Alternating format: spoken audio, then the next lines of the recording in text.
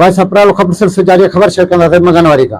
शाह हुसैन थाणे जे हद में मंगनवारी जे भरिसां ॻोठ पुराई मेतल में मामलो ॻाल्हि तां जहिड़ो हिकु ॼणो गुलाम शबीर वलद अली बख्श मेतलो फौत। मंगनवारी मुकबल बशीर मेतलो जे पुट मुनवर अली मेतलो वारसन दिलबर अली ज़ाल पंजुल खातून मेतलो शरीफा खातून ऐं मेर खातून ऐं ॿियनि लाश शाह हुसैन बाईपास ते रखी धरणु वणी छॾियो।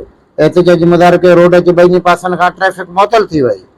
मुदारिन जो चवणु हो त गुज़िरियल राति असरे वयल जवाबदार अता मोहम्मद मेतलो नेक मोहम्मद सईद मेतलो ऐं ॿियनि घर ते हमलो करे मोतबार धमकी ॾिनियूं हुयूं ऐं ज़मीन माहिरनि तां हथ दाख़िल थियल केस तां हथ खणण लाइ पिणु दॿाउ विधो हुयो, जंहिं नतीजे में बशीर मेतल खे दिलि जे दौरो पवण सबबि हू फौत थी वियो आहे। गुलाम फरीद मेतलो ज़ख़्मी थी पियो आहे। मुज़ाहिरीन जो चवणु हो त बाज़ार शख़्सियत नेक मोहम्मद मेतलो एंटी करप्शन फोर्स जो वॾो मुंशी आहे, जंहिं असांजे 7 जरेब ते कब्ज़ो कयो आहे। हिननि मुतालबो कयो त नोटिस वठी करे क़त्ल थियल मक़बूल जो केस दाख़िल करे जवाबदार खे गिरफ़्तार करे असां इंसाफ़ करे ॿी सूरत में अञा वधाया।